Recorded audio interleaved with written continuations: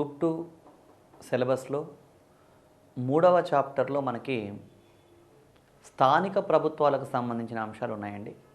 వాస్తవంగా ఈ చాప్టర్ని స్థానిక ప్రభుత్వాలు అని పరిగణిస్తారు, కానీ స్పెసిఫిక్గా గ్రూప్ 2 సిలబస్లో మనకి స్థానిక ప్రభుత్వాలకు సంబంధించి ఏముందో సిలబస్లో ఇవ్వడం జరిగిందండి. గ్రూప్ 2 సిలబస్ కాపీని మనం గమనించినట్టయితే దాంట్లో మూడో చాప్టర్లో సమాజ వికాస ప్రయోగం కమ్యూనిటీ డెవలప్మెంట్ ప్రోగ్రామ్ 73, 74 రాజ్యాంగ సవరణలు, సమాజ వికాస ప్రయోగం 73, 74 రాజ్యాంగ సవరణలు, వాటి అమలు అనే అంశం చెప్పడం జరిగిందండి. అంటే స్పెసిఫిక్గా ఇది గ్రూప్ 2 సిలబస్ అని అభ్యర్థులు గమనించాలి. సమాజ వికాస ప్రయోగం 73, 74 రాజ్యాంగ సవరణలు, వాటి అమలు అని. అయితే వీటి తెలుసుకోవడానికి ముందు కొంత స్థానిక ప్రభుత్వాలని పరిచయం చేసుకొని అసలు భారతదేశంలో స్థానిక ప్రభుత్వాల వ్యవస్థ ఎలా ప్రారంభమైంది ఇవన్నీ తెలుసుకున్న తర్వాత వీటిలోకి ఒక్కొక్క అంశంగా మనం తెలుసుకుంటూ ముందుకెళ్ళాలి. అసలు కేంద్ర స్థాయిలో ఒక కేంద్ర ప్రభుత్వము, రాష్ట్ర స్థాయిలో ఒక రాష్ట్ర ప్రభుత్వం ఉన్న తర్వాత మళ్ళీ స్థానిక ప్రభుత్వాల వ్యవస్థ అవసరమా అనేది ఒక ప్రశ్న అండి. అంటే ఎక్కడికక్కడ ప్రభుత్వాలు ఉన్నప్పుడు మళ్ళీ లోకల్ గవర్నమెంట్స్ ఎందుకు అంటే స్థానిక సమస్యల పరిష్కారం కోసం మనకు స్థానిక ప్రభుత్వాలు అవసరం. అంటే ఏదో ఒక మారుమూల గ్రామీణ ప్రాంతాల్లో ఒక హ్యాండ్ బోరు చెడిపోయింది అనుకోండి, వాళ్ళు నరేంద్ర మోడీకి ఫోన్ చేయలేరు దీన్ని రిపేర్ చేయించండి అని. కాబట్టి అంటే ఇక్కడ స్థానిక సమస్య పరిష్కారం కావాలి అంటే స్థానిక ప్రతినిధులు అవసరం, కాబట్టి స్థానిక ప్రభుత్వాల వ్యవస్థ అవసరం అండి. ఈ స్థానిక ప్రభుత్వాలు అనే భావన ఇది ఆధునిక భావన కాదు, అంటే ఈ మధ్య కాలంలో ఉత్పన్నమైన భావన అయితే కాదు. ఈ స్థానిక ప్రభుత్వాలకు సంబంధించి మనకి అనాది కాలం నుంచి భారతదేశంలో స్థానిక ప్రభుత్వాలు ఉన్నాయి. అంటే చోళ కాలంలోనే మనకు స్థానిక ప్రభుత్వాలు ఉన్నాయండి. గ్రామీణ స్థానిక ప్రభుత్వాలని అభివృద్ధి చేసిన రాజవంశం ఎవరిది అంటే చోళులు. అదేవిధంగా పట్టణ స్థానిక ప్రభుత్వాలని అభివృద్ధి చేసినటువంటి రాజవంశం ఏంటంటే గుప్తుల కాలంలో పట్టణ స్థానిక ప్రభుత్వాలు అభివృద్ధి చెందాయి. అంటే ప్రాచీన కాలం నుంచి చోళుల కాలం నుంచి మనకు స్థానిక ప్రభుత్వాలు ఉన్నాయని చెప్పడం జరుగుతుంది. చోళుల కాలం నాటి ఉత్తరా మేరూరు శాసనం, ఇన్స్క్రిప్షన్ ఆఫ్ ఉత్తరా మేరూరు మనకి స్థానిక ప్రభుత్వాల గురించి తెలియజేస్తుంది. అంటే ఆ కాలంలోనే వాళ్ళు స్థానిక ప్రభుత్వాలకు సంబంధించిన ప్రతినిధుల్ని ఎన్నుకునేయడానికి కోసం ఈరోజు మనం అనుసరిస్తున్నటువంటి బ్యాలెట్ బాక్స్ తరహా పద్ధతి అనుసరించేవాళ్ళట. అంటే ఇన్స్క్రిప్షన్ ఆఫ్ ఉత్తరా మేరూరు ఏం చెప్తుంది అంటే వాళ్ళు అప్పటి పీరియడ్లోనే స్థానిక ప్రభుత్వాల ప్రతినిధులను ఎన్నుకోవడం కోసం ఒక కుండను ఒక బ్యాలెట్ బాక్స్గా వాడి ఆ కుండలో ఆకు మీద ఏదైనా ఒక గుర్తు పెట్టి ఒక్కొక్క ప్రతినిధికి ఒక గుర్తు. అంటే ఈరోజు కనుక ఈరోజు మన కేంద్ర స్థాయిలో రాష్ట్ర స్థాయిలో ఎలక్ట్రానిక్ ఓటింగ్ యంత్రాలు ఉన్నాయి, కానీ స్థానిక ప్రభుత్వాల విషయంలో ఈ రోజుకి మనం బ్యాలెట్ బాక్స్ సిస్టమ్ వాడుతూ ఉన్నాం. అయితే ఆ ఆకు మీద ఒక అభ్యర్థి గుర్తును పెట్టి వాళ్ళు ఆకును మడత పెట్టేసి కుండలో వేసేసి ఎవరికి ఎక్కువ ఓట్లు వస్తే వాళ్ళు వాళ్ళ ప్రతినిధి అని ఎన్నుకునే విధానాన్ని అనుసరించేవాళ్ళట. దాన్నే మనం ఈరోజు బ్యాలెట్ బాక్స్ పద్ధతిలో అనుసరిస్తూ ఉన్నాం. అంటే ఇది ఆధునిక భావన కాదు, స్థానిక ప్రభుత్వాలు అనే భావన ఎప్పటి నుంచో ఉంది, చోళ కాలం నుంచే ఉందని మనం గమనించాలి. అయితే చోళ కాలంలో, మౌర్యుల కాలంలో, గుప్తుల కాలంలో ఇట్లా భిన్నమైన కాలంలో స్థానిక ప్రభుత్వాల వ్యవస్థ కొనసాగింది. మధ్యయుగాల కాలంలో ముఖ్యంగా మనకి మొఘల్ పీరియడ్లో స్థానిక ప్రభుత్వాలు కొంత డైల్యూట్ అయిన విషయం మనం గమనించాలి. అంటే మొఘళ్ళ కాలంలో స్థానిక ప్రభుత్వాల వ్యవస్థ కొంత బలహీనపడింది. వాళ్ళు ప్రత్యామ్నాయ వ్యవస్థలు అనుసరించడం వల్ల స్థానిక ప్రభుత్వాలు బలహీనపడ్డాయి. ఆ తర్వాత మళ్ళీ బ్రిటిష్ కాలంలో అనండి, లేదా అంతకన్నా ముందున్నటువంటి ఈస్ట్ ఇండియా కంపెనీ కాలంలో కూడా గమనించండి. అంటే ఈస్ట్ ఇండియా కంపెనీ పాలన, బ్రిటిష్ పాలన కాలంలో స్థానిక ప్రభుత్వాలు మళ్ళీ బాగా అభివృద్ధి చెందాయి. అంటే 1687వ సంవత్సరంలోనే మద్రాస్ మున్సిపల్ కార్పొరేషన్ ఏర్పాటు చేశారు. ఎవరు? ఈస్ట్ ఇండియా కంపెనీ పాలన ఉంది అప్పుడు, బ్రిటిష్ వాళ్ళు ఏర్పాటు చేసినటువంటిది. సో కాబట్టి ఎప్పటి నుంచో మనకి స్థానిక ప్రభుత్వాలు ఉన్నాయి, అనాదిగా కొనసాగుతున్నాయని మనం గమనించాలి. ఇక ఆధునిక కాలంలో స్థానిక ప్రభుత్వాల అభివృద్ధి మనం గమనించినట్టయితే 1870 నుంచి మనకి ఇది ఆధునిక కాలంలో స్థానిక ప్రభుత్వాల అభివృద్ధిని మనం పరిశీలించవచ్చు. 1870లో మేయో అనే ఒక తీర్మానం చేయడం జరిగిందండి. ఈ మేయో రెజల్యూషన్ని ఆధునిక కాలంలో తొలి తీర్మానంగా చెప్తాం స్థానిక ప్రభుత్వాలకు సంబంధించి. ఆ తర్వాత 1882లో మనకి రిప్పన్ తీర్మానం చేయడం జరిగింది. ఈ రిప్పన్ అంటే ఎవరైనా అంటే లార్డ్ రిప్పన్ అండి. ఇతన్ని భారతదేశంలో స్థానిక ప్రభుత్వాల పితామహుడు, father of Indian local governments అని చెప్తారు లార్డ్ రిప్పన్. ఈరోజు మన దేశంలో ఉన్నటువంటి మూడంచెల పంచాయతీరాజ్ వ్యవస్థకి ఆధారభూతమైన వ్యవస్థను డిజైన్ చేసింది ఎవరు అంటే లార్డ్ రిప్పన్. సో కాబట్టి ఇతన్ని స్థానిక ప్రభుత్వాల పితామహుడు అంటాం. 1870లో మేయో తీర్మానం ఉంది, 1882లో మనకి రిప్పన్ రెజల్యూషన్ ఉంది. అదేవిధంగా 1907లో 1907 సంవత్సరంలో స్థానిక ప్రభుత్వాల కోసం ఏం చేస్తే బాగుంటుందన్న విషయం పరిశీలించడం కోసం బ్రిటిష్ ప్రభుత్వం రాయల్ కమిషన్ అనే కమిషన్ ఏర్పాటు చేసింది. ఆ తర్వాత మళ్ళీ బ్రిటిష్ ప్రభుత్వం ఏం చేసింది అంటే 1909లో మింటో మార్లే చట్టం చేసిందండి. ఈ మింటో మార్లే చట్టం ఏం చెప్పింది అంటే స్థానిక ప్రభుత్వాలకు నేరుగా ఎన్నికలు నిర్వహించాలి అని చెప్పిన చట్టం ఏది అంటే మింటో మార్లే చట్టం. అంటే దీంట్లో ఇవన్నీ కూడా గమనించండి. గ్రూప్ 2 ఎగ్జామినేషన్లో మనకి సమాజ వికాస ప్రయోగం నుంచే సిలబస్ స్టార్ట్ అవుతుంది. కానీ ఈ పాయింట్లన్నీ ఎందుకు మాట్లాడుకుంటున్నామంటే ఇదంతా ఒక 4-5 నిమిషాల వ్యవహారం. కానీ ఇది జనరల్ స్టడీస్ ఎగ్జామినేషన్స్ ఏమన్నా ఉంటే వాటిలో 1 లేదా 2 మార్కులు ఎగ్జామ్లో అడగడానికి అవకాశం ఉంది కాబట్టి వీటి గురించి మనం చర్చిస్తున్నాం. ఇదంతా నేరుగా గ్రూప్ 2 సిలబస్లో అయితే లేదు. ఒక 5 నిమిషాల విషయం మాట్లాడుకొని మళ్ళీ డైరెక్ట్గా వెళ్ళిపోతాం. 1909లో మింటో మార్లే చట్టం. ఈ మింటో మార్లే చట్టం స్థానిక ప్రభుత్వాలకు ప్రత్యక్ష ఎన్నికలు నిర్వహించాలని సూచించింది. ఆ తర్వాత మళ్ళీ మనకి 1919లో మాంటేగ్ చేమ్స్ఫోర్డ్ యాక్ట్. ఈ మాంటేగ్ చేమ్స్ఫోర్డ్ చట్టం ఏం చెప్పింది అంటే స్థానిక ప్రభుత్వాలను రాష్ట్ర జాబితాలో చేర్చాలి. అంటే కేంద్ర జాబితా, రాష్ట్ర జాబితా, ఉమ్మడి జాబితా అనే జాబితాల గురించి మనం గతంలో ఒకసారి చర్చించాం.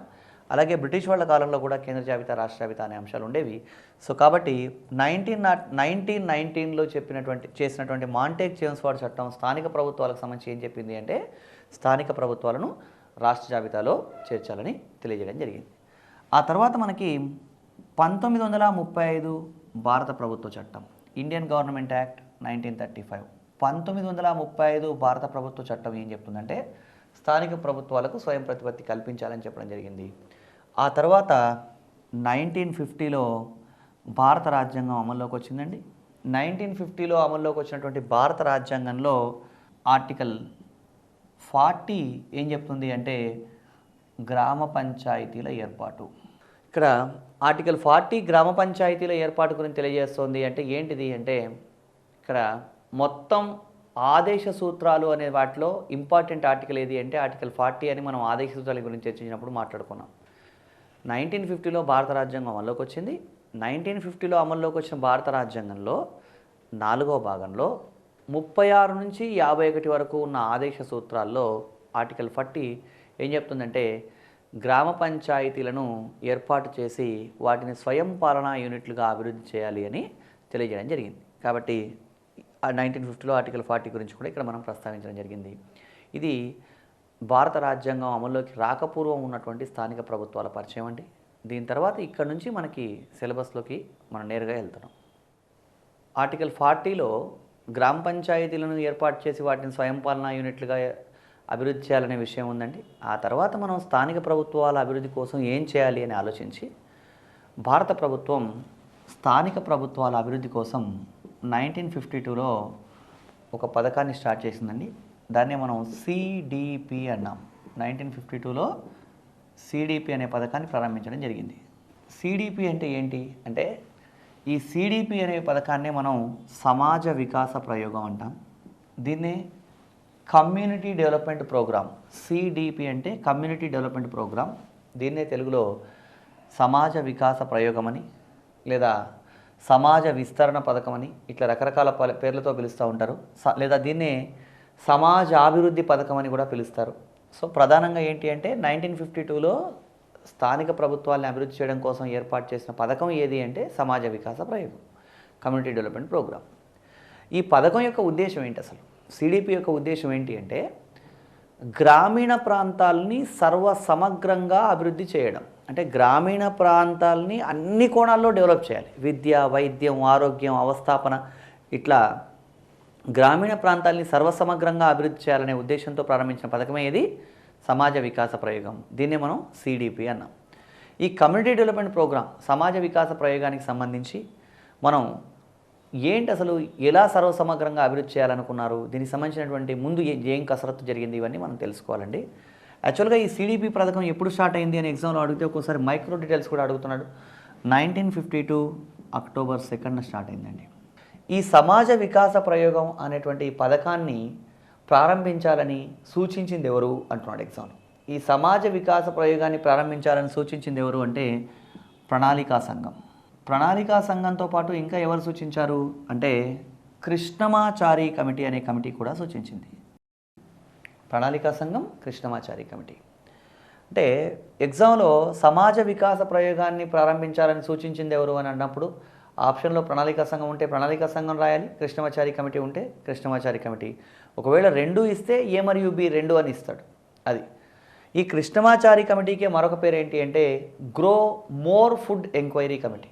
అంటే అప్పుడు మనం 1952 అనే సందర్భంలో ఆహార ధాన్యాల కొరత భారతదేశంలో ఉంది కాబట్టి ఆ సందర్భంలో మనం ఫుడ్ గ్రెయిన్స్ని ఇంక్రీజ్ చేయాలనే ఉద్దేశంతో grow more food enquiry committee అని కూడా ఈ కమిటీని పిలవడం జరిగిందండి. సో సిడిపి పథకాన్ని ప్రారంభించాలని సూచించింది ఎవరు అని అడుగుతున్నాడు. ఈ చాప్టరు స్థానిక ప్రభుత్వాలకు సంబంధించినటువంటి చాప్టర్లో దాదాపుగా ఒక 12 మార్కులు రావడానికి అవకాశం ఉంది. దీంట్లో అడిగే అంటే మాట్లాడే ప్రతి మాట ప్రశ్న రూపంలో ఇక్కడ ఎగ్జామ్లో అడగడం జరిగిందండి ఏదో ఒక సందర్భంలో. సో ఈ రెండు ఇక్కడ మనకి సిడిపి అనేటువంటి పథకాన్ని ఏర్పాటు చేయాలని వీళ్ళు సూచించడం జరిగింది. అదేవిధంగా ఈ పథకాన్ని ప్రారంభించమని ఈ పథకాన్ని ప్రారంభించడానికి సహకరించినటువంటి విదేశీ సంస్థ ఏది అంటున్నాడు. ఈ పథకాన్ని ప్రారంభించడానికి సహకరించిన విదేశీ సంస్థ ఏది అంటే ఫోర్డ్ ఫౌండేషన్ అనేటువంటి సంస్థ ఈ పథకాన్ని ప్రారంభించడానికి సహకరించిందండి, ఫోర్డ్ ఫౌండేషన్. అదేవిధంగా ఈ పథకం అంటే సమాజ వికాస ప్రయోగం లాంటి పథకమే భారతదేశం కన్నా ముందు ఎక్కడ ఉండింది అంటే భారతదేశం కన్నా ముందు అమెరికాలో ఇలాంటి పథకాన్ని ప్రారంభించారండి. అమెరికాలో ఇటావా స్టేట్ అనేటువంటి స్టేట్లో ఈ పథకాన్ని ప్రారంభించారు. అయితే ఈ పథకాన్ని ఎలా డెవలప్ చేశారు ఏంటి అంటే సమాజ వికాస ప్రయోగం అనేటువంటి పథకాన్ని ఒక బృహత్తర పథకంగా తీసుకున్నాడండి. జవహర్లాల్ నెహ్రూ ఏమన్నాడంటే ఇది ఒక నిశ్శబ్ద విప్లవం అన్నాడు ఈ పథకాన్ని గురించి చెప్తూ. ఈ పథకాన్ని భారతదేశంలో మొదట 55 బ్లాక్స్లో ప్రారంభించారండి. బ్లాక్ అంటే ఏంటి అంటే ఒక భూభాగం. 55 బ్లాకుల్లో ప్రారంభించారు. ఒక్కొక్క బ్లాకులో ఎంతమంది జనాభా ఉన్నారు ఒక బ్లాక్లో అంటే 60,000 నుంచి 70,000 వరకు పాపులేషన్ ఉందండి. 55 బ్లాకుల్లో ఈ పథకం ప్రారంభించినప్పుడు 1952 అక్టోబర్ 2న ప్రారంభించాం. ఈ పథకం ప్రారంభంలో భాగంగా ఒక్కొక్క బ్లాక్లో మనకి 60,000 నుంచి 70,000 జనాభా ఉంది. ఒక్కొక్క బ్లాక్లో దాదాపుగా 100 విలేజెస్ని కవర్ చేశారండి. అంటే ఏంటి ఈ పథకం అంటే ఒక బ్లాక్ను తీసుకొని ఆ బ్లాక్లో ఉన్నటువంటి 60,000 నుంచి 70,000 మంది జనాభాకి విద్య, వైద్యం, ఆరోగ్యం, అవస్థాపన అన్నీ సమకూర్చాలి. ఇది ప్రభుత్వం యొక్క ఉద్దేశం. ఇట్లా స్టార్ట్ చేసినటువంటి 55 బ్లాకుల్లో స్టార్ట్ చేసినటువంటి ఈ పథకం అనతి కాలంలోనే 5,011 బ్లాకులకు విస్తరించిందండి. అలా ఎక్స్టెన్షన్ చేసి సమాజ వికాస ప్రయోగానికి కమ్యూనిటీ డెవలప్మెంట్ ప్రోగ్రామ్కి కొనసాగింపుగా మరొక పథకం కూడా ప్రారంభించాం. అదే ఏంటి అంటే NESS సమాజ వికాస ప్రయోగం సిడిపి యొక్క కొనసాగింపు ఏంటని చెప్పొచ్చు NESS. దీన్నే మనం నేషనల్ ఎక్స్టెన్షన్ సర్వీస్ లేదా నేషనల్ ఎక్స్టెన్షన్ సర్వీస్ స్కీమ్ అని పిలుస్తారు. ఈ పథకాన్ని NESS అనే పథకాన్ని ఎప్పుడు ప్రారంభించారు అంటే 1953 అక్టోబర్ 2న ఈ పథకాన్ని ప్రారంభించారండి. అంటే సిడిపి, NESS అనే రెండు పథకాలు కొనసాగుతూ ఉన్నాయి. 1953లో NESS అనే పథకాన్ని ప్రారంభించాం, నేషనల్ ఎక్స్టెన్షన్ సర్వీస్. మరి ఈ రెండు పథకాల పనితీరును పరిశీలించడం కోసం అంటే ఈ రెండు పథకాలు కొనసాగుతూ ఉన్నాయి, ఈ రెండు పథకాలు ఎలా అమలైనాయి, వీటి పనితీరు ఎలా ఉంది అనేటువంటి విషయాన్ని పరిశీలించడం కోసం బలవంతరాయ్ మెహతా కమిటీ అని ఒక కమిటీని ఏర్పాటు చేయడం జరిగిందండి భారత ప్రభుత్వం. సిడిపి మరియు NES పథకాల పనితీరును పరిశీలించడం కోసం భారత ప్రభుత్వం ఏర్పాటు చేసిన కమిటీ ఏది అంటే బలవంతరాయ్ మెహతా కమిటీ. ఈ బలవంతరాయ్ మెహతా కమిటీ ఎప్పుడు ఏర్పాటు చేశారు అంటే 1957లో ఏర్పాటు చేశారు. బలవంతరాయ్ మెహతా కమిటీ ఏర్పాటు 1957. ఈ బలవంతరాయ్ మెహతా కమిటీ నివేదిక ఎప్పుడు ఇచ్చింది అంటే చాలా సందర్భాల్లో అభ్యర్థులు కన్ఫ్యూజ్ అవుతూ ఉంటారు. 1958 అనుకుంటారండి, కానీ వాస్తవం ఏంటంటే అది 1957. అంటే బలవంతరాయ్ మెహతా కమిటీ ఏర్పాటు 1957, బలవంతరాయ్ మెహతా కమిటీ నివేదిక 1957. కొన్ని పుస్తకాలు 1958 అని కూడా ఉంటుంది, అది పొరపాటుని గమనించండి. బలవంతరాయ్ మెహతా కమిటీ ఎప్పుడు ఏర్పాటు చేశారు అంటే ఇంకా మనం డీటెయిల్గా చెప్పాలంటే 1957 జనవరి 16వ తారీఖున ఈ కమిటీ ఏర్పాటైంది. నివేదిక ఎప్పుడు ఇచ్చారంటే 1957 నవంబర్ 24న రిపోర్ట్ ఇవ్వడం జరిగింది. తర్వాత మరి 1958 అని ఎందుకు కన్ఫ్యూజ్ అవుతూ ఉన్నారంటే బలవంతరాయ్ మెహతా కమిటీ నివేదికను మనకి జాతీయ అభివృద్ధి మండలి NDC, national development council, NDC ఎప్పుడు ఆమోదించింది అంటే 1958లో ఆమోదించింది. జాతీయ అభివృద్ధి మండలి ఎప్పుడు ఆమోదించింది అంటే 1958లో ఆమోదించిందండి. బలవంతరాయ్ మెహతా కమిటీ 1957లో ఏర్పాటు చేస్తే 1957లోనే రిపోర్ట్ ఇవ్వడం జరిగిందండి. ఈ రిపోర్ట్లో ఏం చెప్పాడు బలవంతరాయ్ మెహతా అంటే సిడిపి మరియు ఎన్ఈఎస్ అనే ఈ 2 పథకాలు ఫెయిల్ అయిపోయినాయి, ఈ 2 పథకాలు విఫలమైనాయని చెప్పాడు. ఈ 2 పథకాలు విఫలం అవడానికి ఆయన ఏమని కారణం భావించాడు? ఆయన చెప్పిన కారణం ఏంటంటే ఈ పథకాల విఫలం అవడానికి ప్రధాన కారణం బీడీఓల ఆధిపత్యం. బీడీఓ అంటే బ్లాక్ డెవలప్మెంట్ ఆఫీసర్. మనం మొదట 55 బ్లాకుల్లో పథకాన్ని ప్రారంభించి తర్వాత దాన్ని 5011 బ్లాకులకు విస్తరించామనుకున్నాం కదా. ఒక్కొక్క బ్లాక్కి ఒక బీడీఓ అనే అధికారిని ప్రభుత్వం నియమించిందండి. ఆ బ్లాక్ని మొత్తం చూసుకోవాల్సిన బాధ్యత ఆ బీడీఓకు ఉంటుంది. అతనే మనం బ్లాక్ డెవలప్మెంట్ ఆఫీసర్ అంటాం. ఈ పథకాలు సిడిపి మరియు ఎన్ఈఎస్ఎస్ పథకాలు విఫలమవడానికి కారణం బ్లాక్ డెవలప్మెంట్ ఆఫీసర్ల ఆధిపత్యం. అంటే ఆయన ఏమన్నాడంటే ప్రభుత్వోద్యోగులకు తాము మిగతా వాళ్ళకన్నా భిన్నమైన వాళ్ళమన్న భావన ఉంటుంది, వాళ్ళు మిగతా వాళ్ళతో కలవలేకపోవడం వల్ల ఈ పథకాలు విఫలమైనాయని చెప్పడం జరిగింది. సో అది కూడా ఒక కారణం అయి ఉండొచ్చు. కాకపోతే ఇక్కడ మనం గమనించాల్సిన వాస్తవిక దృక్పథంతో ఆలోచిస్తే ఈ పథకాలు ఏ కాలంలో ప్రారంభమైనాయి అంటే 1950-53. 1950-53లో ఈ పథకాలు ప్రారంభమైనప్పుడు 1952-53లో ఉన్నటువంటి సామాజిక పరిస్థితులు కూడా మనం గమనించాలి. ఆ సందర్భంలో ప్రజలకు ప్రభుత్వం అవకాశాలు కల్పించి మీకు విద్య, వైద్యం, ఆరోగ్యం, ఉపాధి, అవస్థాపన ఇవన్నీ కల్పించాం, వీటిని మీరు సంపూర్ణంగా వినియోగించుకోండి, వాడుకోండి అని చెప్తే ఆ పథకాల్ని ఉపయోగించుకోవాల్సినంత చైతన్యం వాళ్ళకు ఉండకపోవచ్చు. అంటే అవేర్నెస్ లేక. ఇప్పుడు చూడండి 2015 సంవత్సరంలో ప్రజల కోసం ఎన్నో పథకాలు ఉన్నాయి.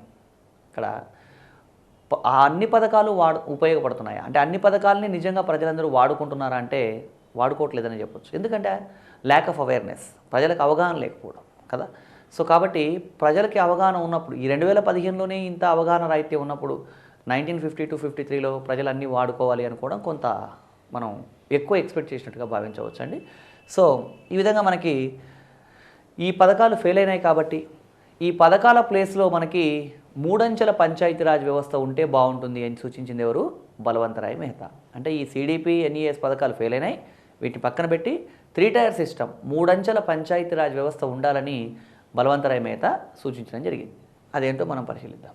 బలవంతరాయ్ మెహతా ఉద్దేశం ఏంటంటే 60-70 వేల మంది జనాభాను ఒక బ్లాక్గా తీసుకొని ఆ ప్రాంతాన్ని మొత్తాన్ని సమగ్రంగా అభివృద్ధి చేయాలి అంటే అది కష్టసాధ్యం. కాబట్టి అలా కాకుండా 3 అంచెల వ్యవస్థను ఉండాలని చెప్పడం జరిగింది. 3 అంచెల వ్యవస్థ అంటే ఏంటి అంటే పై స్థాయిలో లేదా జిల్లా స్థాయిలో మనకి జిల్లా పరిషత్ ఉండాలన్నాడు, మధ్య స్థాయిలో పంచాయతీ సమితి ఉండాలి అన్నాడు, కింది స్థాయిలో గ్రామ పంచాయతీ ఉండాలి, పంచాయతీ సమితి కింది స్థాయిలో గ్రామ పంచాయతీ, పై స్థాయిలోనేమో జిల్లా పరిషత్ అండి, మధ్య స్థాయిలో పంచాయతీ సమితి, కింది స్థాయిలో గ్రామ పంచాయతీ. ఈ మధ్య స్థాయిలో ప్రస్తుతం ఆంధ్రప్రదేశ్, తెలంగాణ రాష్ట్రాల్లో దీన్ని మనం మండల్ అంటున్నాం, మండల వ్యవస్థ, మండలం అంటున్నాం.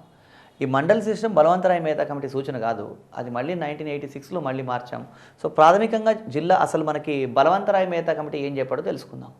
ఈ విధంగా 3 అంచెలు ప్రభుత్వం ఉండాలి, 3 స్థాయిల్లో పై స్థాయిలో జిల్లా పరిషత్తు, మధ్య స్థాయిలో పంచాయతీ సమితి, గ్రామ స్థాయిలో గ్రామ పంచాయతీ ఉండాలని చెప్పడం జరిగింది. అదేవిధంగా పంచాయతీలకి సంబంధించి వీటిలో అన్ని స్థాయిల్లోనూ సభ్యుల ఎన్నిక ప్రత్యక్ష ఎన్నికగా ఉండాలని, అధ్యక్షుల ఎన్నిక ఎలా ఉండాలి అన్న విషయాన్ని రాష్ట్ర విధానసభ నిర్ణయించాలని, ఈ విషయాలన్నీ కూడా బలవంతరాయ్ మెహతా చెప్పడం జరిగింది. ఈ 3 అంచెల పంచాయతీరాజ్ వ్యవస్థను సూచించింది ఎవరు అంటే బలవంతరాయ్ మెహతా అండి. ఈ 3 అంచెల పంచాయతీరాజ్ వ్యవస్థ విధానాన్ని అమలు చేసిన తొలి రాష్ట్రం ఏది అంటే రాజస్థాన్. అంటే ఇక్కడ గమనించండి, ఇంతకుముందు మనం చూసాం 1957లో బలవంతరాయ్ మెహతా కమిటీ ఏర్పాటన్నాం, 1957లోనే మళ్ళీ రిపోర్టు, 1958లో ఎన్డీసీ ఆమోదించిందన్నాం ఈ రిపోర్ట్ని. అయితే 1958లో ఎన్డీసీ బలవంతరాయ్ మెహతా కమిటీ నివేదికను ఆమోదించిన తర్వాత బలవంతరాయ్ మెహతా కమిటీ సిఫారసుల్ని అమలు చేసిన తొలి రాష్ట్రం ఏది అంటే రాజస్థాన్ రాష్ట్రం అండి. రాజస్థాన్ రాష్ట్రంలో ఎప్పుడు అమలు చేశారు అంటే 1959 అక్టోబర్ 2. 1959 అక్టోబర్ 2. జాగ్రత్తగా గమనించండి.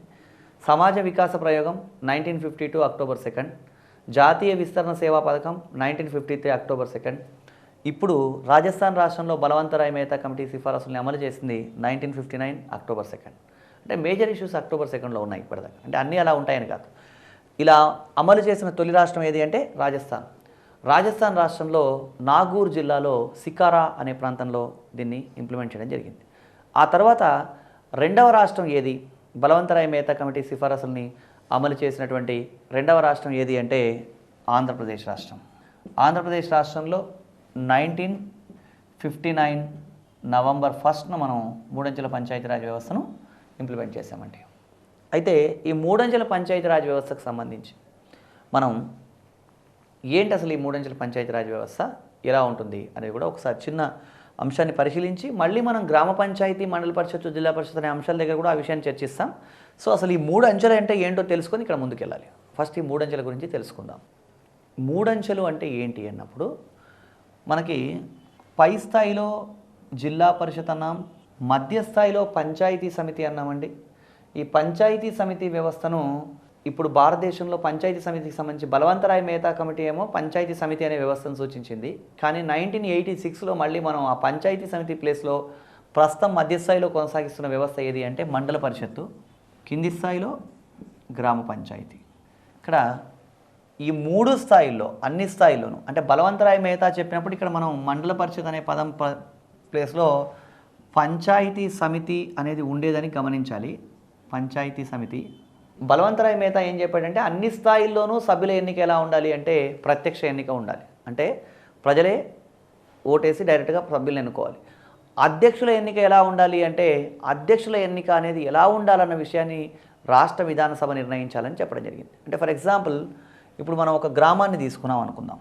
గ్రామాన్ని తీసుకున్నట్టయితే గ్రామం మొత్తాన్ని మనం కొన్ని వార్డులుగా విభజిస్తాం. గ్రామాన్ని కొన్ని వార్డులుగా విభజిస్తాం. ఒక్కొక్క వార్డు నుంచి ఒక రిప్రజెంటేటివ్ ఉంటాడు. అతన్ని మనం వార్డు మెంబర్ అంటాం. వార్డు మెంబర్ల ఎన్నిక ఎలాంటి ఎన్నిక అంటే ప్రత్యక్ష ఎన్నిక. వార్డు మెంబర్లకు జనాలు ఓటేసి అనుకుంటారు కాబట్టి ఇది ప్రత్యక్ష ఎన్నిక. మరి ఈ వార్డు మెంబర్లు అందరూ ఎన్నికైన తర్వాత వార్డు మెంబర్ల ఎన్నికతో పాటు ఇంకా గ్రామ స్థాయిలో రాజకీయ అధినేత ఎవరు అంటే సర్పంచ్. ఈ సర్పంచ్ ఎన్నిక ప్రస్తుతం ఎలా ఉంది అంటే సర్పంచ్ ఎన్నిక కూడా ప్రస్తుతం ప్రత్యక్ష ఎన్నికనే. అంటే సర్పంచ్ కూడా ఓటేసే ఎన్నుకుంటున్నాం ఆంధ్రప్రదేశ్, తెలంగాణ రాష్ట్రాలు. అయితే సర్పంచ్ ఎన్నిక ఎలా ఉండాలనేది నిర్ణయించేది ఎవరు అంటే రాష్ట్ర విధానసభ. అంటే బలవంతరాయ్ మెహతా ఏం చెప్పాడంటే సభ్యుల ఎన్నిక ప్రత్యక్ష ఎన్నికగా ఉండాలి, అధ్యక్షుల ఎన్నిక పరోక్షంగా ఉండాలని కూడా అధ్యక్షుల ఎన్నిక ఎలా ఉండాలి అనే విషయంలో ఆయన ఏం చెప్పాడంటే ఆ విషయాన్ని ప్రత్యక్షంగానా పరోక్షంగానా అనే విషయం నిర్ణయించేది ఎవరు రాష్ట్ర విధానసభ అని గమనించండి. సో మనకి గతంలో సర్పంచ్ ఎన్నిక పరోక్ష ఎన్నికగా కూడా ఉండడం జరిగింది. అంటే సభ్యులందరూ ఎన్నుకొని డైరెక్ట్గా ఇప్పట్లాగా ఓటేసి కాకుండా పరోక్షంగా కూడా ఎన్నుకునేటువంటి సందర్భం గతంలో ఉండింది. సో ప్రస్తుతం అయితే మనకి మూడంచెల పంచాయతీరాజ్ వ్యవస్థ గురించి తెలుసుకునే భాగంగా సభ్యుల ఎన్నిక ప్రత్యక్ష ఎన్నిక, అధ్యక్షుల ఎన్నిక ఎలా ఉండాలన్న విషయాన్ని రాష్ట్ర విధానసభ నిర్ణయిస్తుంది అని గుర్తుంచుకోవాలి. ఇది గ్రామం. అదే ఇప్పుడు మనం మండలాన్ని ప్రాతిపదిక తీసుకుంటే మండలాన్ని కూడా కొన్ని ప్రాదేశిక నియోజకవర్గాలుగా డివైడ్ చేయొచ్చు. ఒక్కొక్క ప్రాదేశిక నియోజకవర్గం నుంచి ఒక్కొక్క సభ్యుడిని ప్రజలు ఓటేసి ఎన్నుకుంటారు. అతన్ని మనం ఎంపీటీసీ అంటాం, మండల్ పరిషత్ టెరిటోరియల్ కాన్స్టిట్యుయెన్సీ మెంబర్. ఈ ఎంపీటీసీల ఎన్నిక ఎలా ఉంటుంది అంటే ప్రత్యక్ష ఎన్నిక. ఎంపీటీసీలు అందరూ ఎన్నికైన తర్వాత వీళ్ళందరూ తమలో నుంచి ఒక వ్యక్తిని ఎంపీపీగా ఎన్నుకోవడం జరుగుతుంది. అతనే మనం మండల పరిషత్ ప్రెసిడెంట్ అంటాం. అంటే ఎంపీటీసీలకు సంబంధించి గమనించాల్సింది ఏంటంటే ఒక మండలాన్ని కొన్ని వార్డులుగా డివైడ్ చేస్తారు. అంటే మామూలుగా చిన్న గ్రామాలు అయితే 2-3 గ్రామాలు లేదా ఒక పెద్ద గ్రామాన్ని కూడా ఒక ఎంపీటీసీ కాన్స్టిట్యుయెన్సీగా భావించవచ్చు. ఒక్కొక్క ఎంపీటీసీ కాన్స్టిట్యుయెన్సీ నుంచి ఒక్కొక్క ప్రతినిధి ఎన్నుకోవడం జరుగుతుంది. అలా ఎంపీటీసీలుగా ఎన్నుకోబడ్డ వాళ్ళు తమలో నుంచి ఒక వ్యక్తిని ఎంపీపీగా ఎన్నుకుంటారు. సో ఇక్కడ సభ్యుల ఎన్నిక ప్రత్యక్ష ఎన్నిక, అధ్యక్షుల ఎన్నిక విషయంలో ఇక్కడ పరోక్ష ఎన్నిక అని గమనించండి. అదేవిధంగా జిల్లాను గమనించినట్టయితే జిల్లాను కూడా కొన్ని ప్రాదేశిక నియోజకవర్గాలుగా డివైడ్ చేస్తే ఒక్కొక్క నియోజకవర్గం నుంచి ఒక ప్రతినిధి ఉంటాడు. అతన్ని మనం జెడ్పీటీసీ జిల్లా పరిషత్ టెరిటోరియల్ కాన్స్టిట్యుయెన్సీ మెంబర్ అంటాం. ఈ జెడ్పీటీసీలు అందరూ ఎన్నికైన తర్వాత వాళ్ళు తమలో నుంచి ఒక వ్యక్తిని జెడ్పీపీగా ఎన్నుకోవడం జరుగుతుంది. సో ఇది జస్ట్ ఒక ప్రాథమిక అవగాహన మాత్రమే. మళ్ళీ గ్రామం నుంచి కార్పొరేషన్ వరకు ఇంకొక సందర్భంలో మనం మాట్లాడుకుంటాం. సో బలవంతరాయ్ మెహతా సూచనల్ని ఇంప్లిమెంట్ చేశామండి. బలవంతరాయ్ మెహతా కమిటీ తర్వాత అనేక రకాల కమిటీలు వేయడం జరిగింది. అంటే విఆర్ రావు కమిటీ నుంచి దయా దూబే కమిటీ వరకు అనేక కమిటీలు వేశారండి. అనేక కమిటీలు వేసినా కూడా అవి భిన్నమైన సూచనలు చేసినాయి. అయినా కూడా గ్రామీణ జీవనంలో పెద్దగా మార్పు రాలేదు. బలవంతరాయ్ మెహతా కమిటీ తర్వాత నెక్స్ట్ మనకి ల్యాండ్ మార్క్ కమిటీ ఏంటి అంటే అశోక్ మెహతా కమిటీ. ఈ అశోక్ మెహతా కమిటీ గురించి కూడా మనం పరిశీలిద్దాం. 1977లో జనతా ప్రభుత్వం అధికారంలోకి వచ్చిన తర్వాత అశోక్ మెహతా కమిటీని ఏర్పాటు చేయడం జరిగింది. ఈ అశోక్ మెహతా కమిటీ 1978లో రిపోర్ట్ ఇచ్చిందండి. అశోక్ మెహతా కమిటీ ఏర్పాటు ఎప్పుడు అంటే 1977, నివేదిక ఎప్పుడు అంటే 1978. ఎప్పుడు ఏర్పాటు చేశారు, ఎప్పుడు నివేదిక ఇచ్చారు? 1977లో ఏర్పాటైంది, 1978లో నివేదిక ఇచ్చింది. ఎవరు? అశోక్ మెహతా కమిటీ. అశోక్ మెహతా కమిటీ ఏం సూచించింది అంటే, అశోక్ మెహతా కమిటీ రెండంచెల వ్యవస్థను సూచించిందండి. ఈ రెండంచెలు అంటే ఏంటి అంటే, పై స్థాయిలో జిల్లా పరిషత్తు, కింది స్థాయిలో మండల పరిషత్తు. గ్రామ పంచాయతీ గురించి చెప్పలేదు. ఎవరు? అశోక్ మెహతా రెండంచెల విధానాన్ని సూచించింది. అశోక్ మెహతా మనకి మొత్తం 132 రికమెండేషన్స్ చేయడం జరిగిందండి. అట్లాగని బలవంతరాయ్ మెహతా ఎన్ని రికమెండేషన్స్ చేశాడు అని పుస్తకాల్లో వెతికే ప్రయత్నం చేయకూడదు, ఎందుకంటే అట్లాంటి సమాచారం లేదు, ఉంటే ఇక్కడ చెప్పబడేది. రైట్ అండి. అశోక్ మెహతా కమిటీ అనేక రికమెండేషన్స్ చేయడం జరిగింది. ఈ అశోక్ మెహతా కమిటీ రికమెండేషన్స్ మనం గమనిస్తే దీంట్లో కీలకమైనటువంటి రికమెండేషన్స్ ఏంటి, ముఖ్యమైనటువంటి సిఫారసులు ఏంటి అంటే, దీంట్లో ప్రధానమైన సిఫారసులో ఒకటి ఏంటంటే, ఎన్నికలు ఎక్కడైతే ఇప్పుడు మనకి గ్రామం, మండలం, జిల్లా స్థాయిలో ఎన్నికలు జరుగుతూ ఉన్నాయి కదా, దీంట్లో గ్రామ స్థాయిలో రాజకీయ పార్టీల ప్రమేయం లేకుండా ఎన్నికలు కొనసాగుతూ ఉన్నాయి. కానీ అశోక్ మెహతా ఏమన్నాడంటే, అన్ని స్థాయిలోనూ, కింది స్థాయి నుంచి పై స్థాయి వరకు అన్ని స్థాయిల్లోనూ రాజకీయ పార్టీలతో సంబంధం ఉన్నటువంటి ఎన్నికలు నిర్వహించబడాలన్నాడు. అత్యంత కీలకమైన సూచన ఏది అంటే, అశోక్ మెహతా చేసినటువంటి సూచన మండల వ్యవస్థ ఉండాలని చెప్పడం జరిగిందండి. మండల వ్యవస్థను ప్రతిపాదించాడు. మండల్ సిస్టమ్ అంటే బలవంతరాయ్ మెహతా సందర్భంలో ఉన్నటువంటి పంచాయతీ సమితి ప్లేస్లో ఇప్పుడు మనం మండలం కొనసాగిస్తూ ఉన్నాం. కానీ అశోక్ మెహతా పై స్థాయిలో జిల్లా పరిషత్తు, కింది స్థాయిలో మండల పరిషత్తు ఉండాలని చెప్పడం జరిగింది. మండల వ్యవస్థ ఏర్పాటు అవ్వాలన్నాడు. ఇంకా ఏం చెప్పాడు అశోక్ మెహతా అంటే, ఇక్కడ ఎస్సీ ఎస్టీలకి జనాభా ప్రాతిపదికన సీట్లు రిజర్వ్ చేయబడాలని చెప్పడం జరిగింది. ఇక్కడ అన్ని స్థాయిల్లోనూ అంటే అశోక్ మెహతా సూచించిన 2 స్థాయిల్లోనూ ఎస్సీ ఎస్టీలకు సీట్లు రిజర్వ్ చేయబడాలన్నాడు. అదేవిధంగా న్యాయ పంచాయతీలు ఏర్పాటు చేయాలని, అదేవిధంగా ఇక్కడ స్థానిక సంస్థలకు సంబంధించినటువంటి ఎలక్షన్లలో ఎన్జిఓలు బాగా క్రియాశీల పాత్ర పోషించాలని, ఇలా అనేక సూచనలు చేయడం జరిగిందండి అశోక్ మెహతా. ఈ అశోక్ మెహతా సూచనలన్నీ గమనించిన తర్వాత మనకి అశోక్ మెహతా 1978లో రిపోర్ట్ ఇచ్చడం జరిగింది. కానీ అశోక్ మెహతా కమిటీ సిఫారసులు కూడా అమల్లోకి రాలేదు. ఎందుకంటే 1977లో అశోక్ మెహతా కమిటీ ఏర్పాటవడం, 1978లో నివేదిక ఇవ్వడం, ఆ తర్వాత అనేక కారణాల వల్ల ఈ అశోక్ మెహతా కమిటీ సిఫారసులు అమల్లోకి రాలేదు. కానీ అశోక్ మెహతా కమిటీ సిఫారసుల్ని కొన్ని రాష్ట్రాల్లో కొంతమేరకు అమలు చేయడం జరిగింది. అవి ఎక్కడ ఏంటి ఒకసారి చూద్దాం. అశోక్ మెహతా కమిటీ సిఫారసుల్ని అమలు చేసిన తొలి రాష్ట్రం ఏది అంటే కర్ణాటక రాష్ట్రం అండి. 1985లో కర్ణాటక రాష్ట్రంలో అశోక్ మెహతా కమిటీ సూచనల ఆధారంగా మండల వ్యవస్థ ప్రవేశపెట్టబడింది. అప్పుడు కర్ణాటక రాష్ట్రంలో రామకృష్ణ హెగ్డే ముఖ్యమంత్రిగా ఉన్నటువంటి కాలంలో మండల్ సిస్టమ్ని ఇంట్రడ్యూస్ చేయడం జరిగింది. ఎక్కడ? కర్ణాటకలో. ఆ తర్వాత అశోక్ మెహతా కమిటీ సిఫారసుల ఆధారంగా మండల వ్యవస్థను ఇంట్రడ్యూస్ చేసినటువంటి రెండవ రాష్ట్రం ఏది అంటే ఆంధ్రప్రదేశ్ అండి. ఏపీలో 1986లో మండల్ సిస్టమ్ని ఇంట్రడ్యూస్ చేయడం జరిగింది. అప్పుడు మనకి ఎన్టీఆర్ ముఖ్యమంత్రిగా ఉన్న కాలంలో మండల్ సిస్టమ్ని ఇంట్రడ్యూస్ చేయడం జరిగింది. తర్వాత ఇంకొక రాష్ట్రం ఏది అంటే వెస్ట్ బెంగాల్, పశ్చిమ బెంగాల్ రాష్ట్రంలో ఇంప్లిమెంట్ చేశాం. పశ్చిమ బెంగాల్. ఇక్కడ గమనించాల్సింది ఏమంటే, అశోక్ మెహతా కమిటీ సిఫారసులు అమల్లోకి రాలేదు అని చెబుతూ ఏమన్నాం, కొన్ని రాష్ట్రాల్లో కొంత మేరకు అశోక్ మెహతా కమిటీ సిఫారసులు ఇంప్లిమెంట్ చేయబడ్డాయి. అంటే అవి పూర్తిగా కాదు, కొంతమేరకు మాత్రమే. దాంట్లో భాగంగానే కర్ణాటక, ఆంధ్రప్రదేశ్, పశ్చిమ బెంగాల్ రాష్ట్రాల్లో మనకి మండల్ సిస్టమ్ అంటే అశోక్ మెహతా కమిటీ సిఫారసులు అమలు చేయబడ్డాయి. ఆంధ్రప్రదేశ్లో, కర్ణాటక రాష్ట్రంలో మండల్ సిస్టమ్ ఎప్పుడు ఇంట్రడ్యూస్ చేయబడిందో కూడా మనం పరిశీలించాం. అంటే అభ్యర్థులకు ఎలాంటి డౌట్ వస్తుందంటే, మనకి 1959 నుంచి బలవంతరాయ్ మెహతా సిఫారసుల ఆధారంగా వ్యవస్థలు కొనసాగుతూ ఉన్నాయి కదా. అలాంటప్పుడు ఈరోజు ఆంధ్రప్రదేశ్ రాష్ట్రంలో అశోక్ మెహతా కమిటీ సిఫారసులు అమలు చేశాము అంటే, ఆంధ్రప్రదేశ్ రాష్ట్రంలో లేదా తెలంగాణ రాష్ట్రంలో ఎక్కడైనా సరే మనకి 3 అంచెల వ్యవస్థ ఉందా, 2 అంచెల వ్యవస్థ ఉందా అన్న అనుమానం వస్తుంది. ఇక్కడ ప్రస్తుతం ఆంధ్రప్రదేశ్, తెలంగాణ రాష్ట్రంలో కొనసాగుతున్నది 3 అంచెల వ్యవస్థ. మరి 3 అంచెల వ్యవస్థ కొనసాగుతున్నప్పుడు అశోక్ మెహతా కమిటీ సిఫారసు అయినటువంటి దాన్ని ఎలా అమలు చేసామని అనుకుంటారు. ఇక్కడ గమనించండి, అశోక్ మెహతా కమిటీ సిఫారసుల్ని పూర్తిగా అమలు చేశామని మనం చెప్పలేదు. కొన్ని రాష్ట్రాల్లో కొంతమేరకు మాత్రమే అమలు చేశాం. అంటే ఇక్కడ అశోక్ మెహతా ప్రతిపాదించిన మండల వ్యవస్థను మనం తీసుకున్నాం, కానీ అతను ప్రతిపాదించిన 2 అంచెల వ్యవస్థను మనం కొనసాగించట్లేదండి. కాకపోతే ఇక్కడ మండల్ సిస్టమ్ ఒకటే ఇంట్రడ్యూస్ చేయబడిందని గమనించండి. కొన్ని రాష్ట్రాల్లో కొంతమేరకు అని చెప్పడం జరిగింది. కాబట్టి ఇక్కడ ఏ రాష్ట్రాలను ఎగ్జామ్లో అడుగుతూ ఉన్నాడు, మనకి మండల్ సిస్టమ్ని ఇంట్రడ్యూస్ చేసిన తొలి రాష్ట్రం కర్ణాటక, రెండవ రాష్ట్రం ఆంధ్రప్రదేశ్, మూడవ రాష్ట్రం వెస్ట్ బెంగాల్ అని గుర్తుంచుకోవాల్సిన విషయం. అశోక్ మెహతా కమిటీ గురించి మనం చర్చించాం. అశోక్ మెహతా 132 రికమెండేషన్స్లో కొన్ని రికమెండేషన్స్ ఇంప్లిమెంట్ అయినాయి అనుకున్నాం. అశోక్ మెహతా కొన్ని కీలకమైన సిఫారసులు చేశాడని కూడా అనుకున్నాం.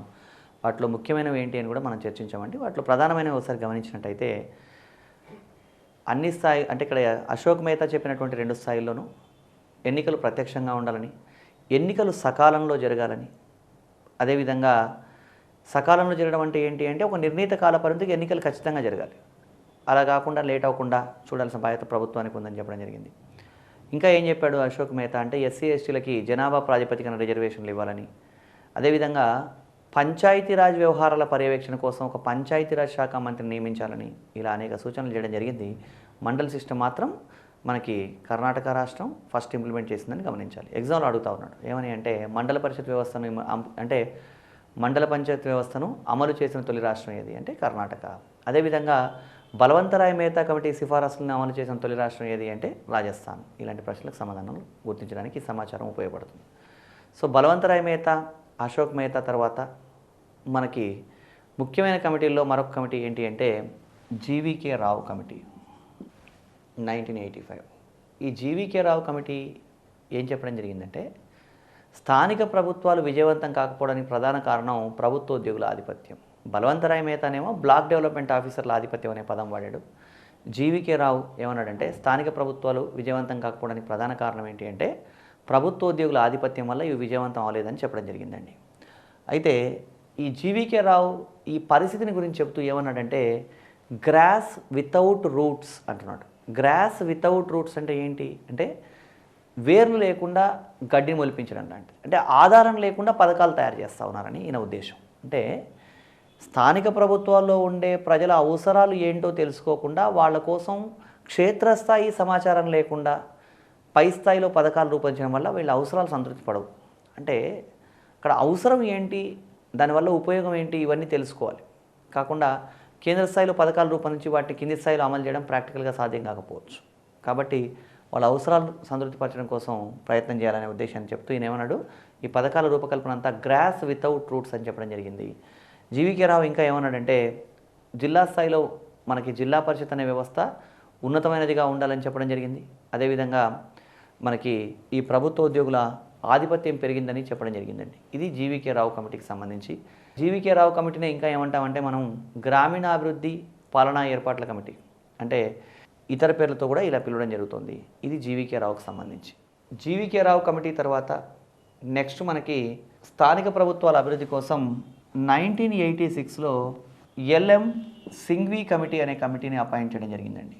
రాజీవ్ గాంధీ ప్రభుత్వం స్థానిక ప్రభుత్వాలకు ఈ కమిటీకి స్థానిక ప్రభుత్వాల అభివృద్ధి కోసం ఏం చేయాలో సూచించమని ఎల్ఎం సింఘ్వి కమిటీని అపాయింట్ చేయడం జరిగింది.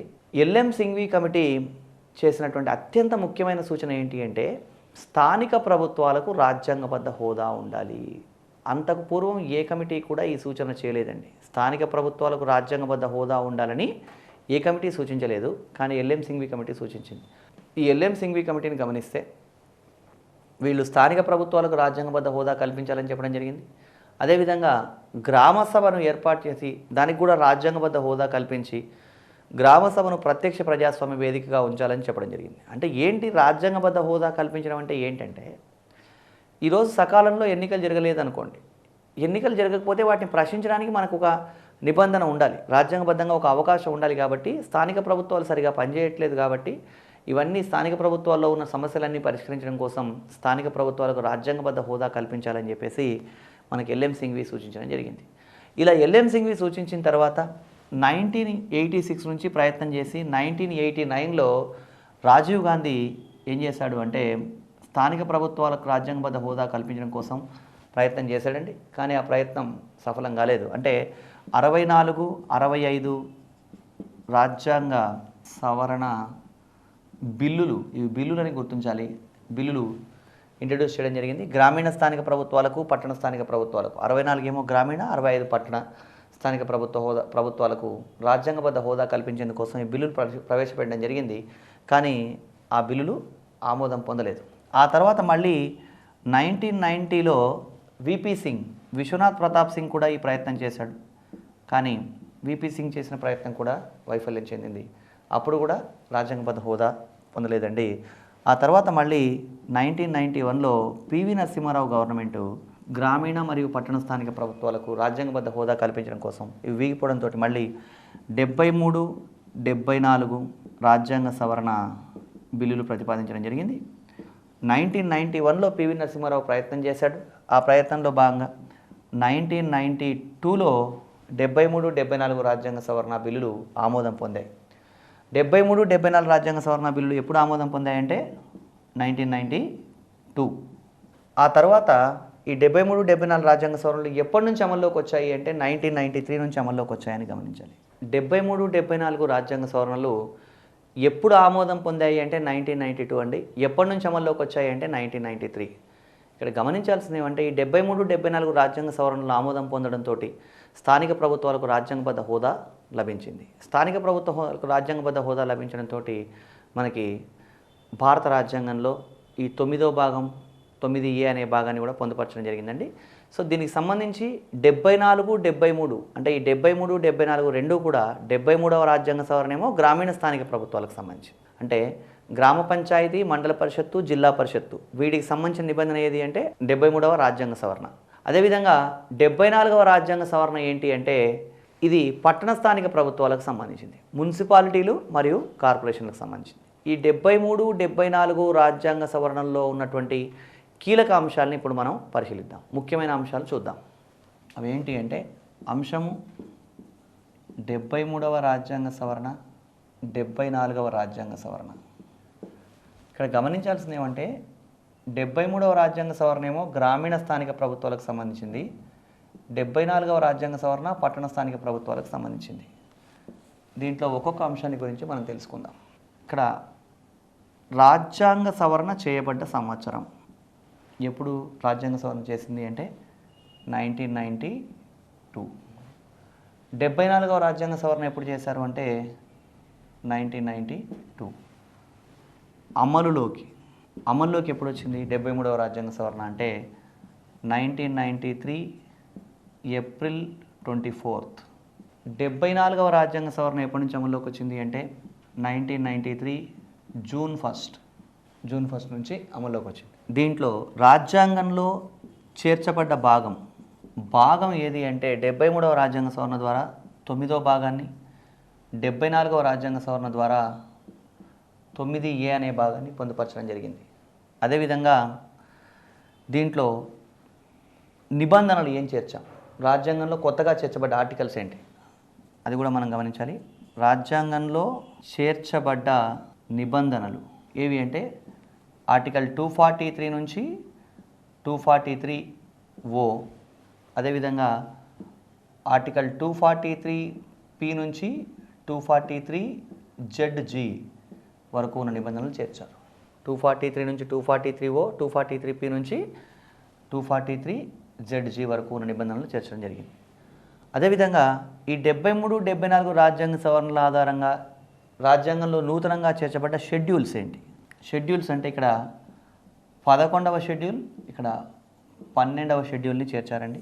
వీటిలో ఇంకా ముఖ్యమైన రాజ్యాంగబద్ధ హోదా కల్పించబడ్డవి ఏవి అంటే ఇక్కడ రాజ్యాంగబద్ధ హోదా ఎవరికి ఇవ్వడం జరిగింది అంటే 73వ రాజ్యాంగ సవరణ ద్వారా గ్రామ సభకు రాజ్యాంగబద్ధ హోదా ఇచ్చామండి. గ్రామ సభకు సంబంధించి గమనించాల్సి వస్తే 243A గ్రామ సభ. 74వ రాజ్యాంగ సవరణ ద్వారా రాజ్యాంగబద్ధ హోదా ఎవరికి ఇచ్చామంటే జిల్లా ప్రణాళిక కమిటీ. 243ZD అదేవిధంగా మెట్రోపాలిటన్ ప్రణాళిక కమిటీ 243ZE వీటికి రాజ్యాంగబద్ధ హోదా ఇచ్చాం.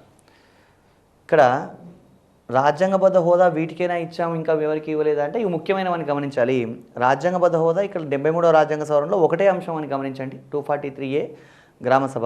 అక్కడ మాత్రం జిల్లా ప్రణాళిక కమిటీ, మెట్రోపాలిటన్ ప్రణాళిక కమిటీ, అంటే ప్రతి జిల్లాకు ఒక ప్రణాళిక కమిటీ ఉండాలని. 243ZD మెట్రోపాలిటన్ సిటీ అంటే 10 లక్షల కన్నా ఎక్కువ మంది జనాభా ఉంటే దాన్ని మెట్రోపాలిటన్ సిటీ అంటారు. అలాంటి మెట్రోపాలిటన్ సిటీస్ కూడా ప్రణాళిక కమిటీలు ఉండాలని చెప్తున్నది ఏంటి అంటే మనకి 243ZE ప్రకారం మెట్రోపాలిటన్ ప్రణాళిక కమిటీ. ఇది 73, 74 రాజ్యాంగ సవరణకు సంబంధించినటువంటి కీలకమైన అంశాలండి. మన సిలబస్లో సమాజ వికాస ప్రయోగం 73, 74 రాజ్యాంగ సవరణలు అని మాత్రమే అని ఉండలేదు, వాటి అమలుకు సంబంధించిన విషయాలు కూడా చెప్పాడు. సో దీంట్లో ఇక్కడ 73, 74 రాజ్యాంగ సవరణలకు సంబంధించి ఇక్కడ మనం మాట్లాడుకున్న ఈ చిన్న టేబుల్ నుంచి మనం అట్లీస్ట్ ఒక 3 మార్కులు ఎక్స్పెక్ట్ చేయొచ్చండి ఎగ్జామినేషన్ సంబంధించి. ఇది కీలకమైన అంశం, జాగ్రత్తగా గుర్తుంచుకోవాలి. 73, 74 రాజ్యాంగ సవరణ నుంచి ముఖ్యమైన అంశాలు. 73, 74 రాజ్యాంగ సవరణలకు సంబంధించి కీలకమైన అంశాలన్నింటినీ మనం ఒక టేబులర్ ఫార్మాట్లో గమనించాం. ఈ 73, 74 రాజ్యాంగ సవరణకు సంబంధించినటువంటి విషయాన్ని మనం పరిశీలిస్తే ఆర్టికల్ 243 నుంచి 243O వరకు గ్రామీణ స్థానిక ప్రభుత్వాల గురించి, 243P నుంచి 243ZG వరకు ఉన్న నిబంధనలు పట్టణ స్థానిక ప్రభుత్వాల గురించి తెలియజేస్తున్నాయి. అయితే ఎగ్జామినేషన్లో దీంట్లో ఒక్కొక్క ఆర్టికల్ గురించి ప్రశ్నలు అడగడానికి అవకాశం ఉంది కాబట్టి ఈ ఆర్టికల్స్ అన్నీ మనం ఒకసారి కూలంకుషంగా తెలుసుకోవాలి. ఈ అంశాలన్నింటినీ అంటే నెంబర్ ఆఫ్ ఆర్టికల్స్ ఉంటాయి కాబట్టి ఇవన్నీ గుర్తుపెట్టుకోవడానికి సంబంధించి వాటన్నిటినీ కొంచెం టెక్నికల్గా ఒక టేబులర్ ఫార్మాట్లో గమనించినట్టయితే అది సులభంగా ఉంటుంది. ఒకసారి ఆ టేబుల్ని మనం గమనిద్దాం. 73వ రాజ్యాంగ సవరణ, 74వ రాజ్యాంగ సవరణ. ఇక్కడ ఈ 73వ రాజ్యాంగ సవరణలో 74వ రాజ్యాంగ సవరణలో ఏం చెప్పడం జరిగింది, వాటికి సంబంధించిన నిబంధన ఏది, దాంట్లో ఉమ్మడి అంశం ఏంటి అనేది మనం పరిశీలిద్దాం. అంటే 73వ రాజ్యాంగ సవరణకు సంబంధించిన నిబంధన ఏది, 74వ రాజ్యాంగ సవరణకు సంబంధించిన అంశం ఏది, దాంట్లో ఈ రెండింటిలో కామన్గా ఉన్న విషయాలు ఏంటో మనం పరిశీలించాలి. దీన్ని మనం జాగ్రత్తగా గమనిస్తే 243D, 243T, 243D, 243T అనేది రిజర్వేషన్లకు సంబంధించిన విషయం. ఇక్కడ ఈ టేబుల్లో మనం మాట్లాడుకోబోయే అంశాలన్నీ మనకు పూర్తిగా అర్థం కావాలి అంటే మొదట మనం స్థానిక ప్రభుత్వాలకు సంబంధించి ఎలా ప్రశ్నలు అడుగుతున్నాడు, వాటికి సంబంధించిన సమాచారాన్ని మనం ఎలా గుర్తుంచుకోవాలో కూడా చూద్దాం. స్థానిక ప్రభుత్వాల్ని మనం 2 రకాలుగా విభజించామండి.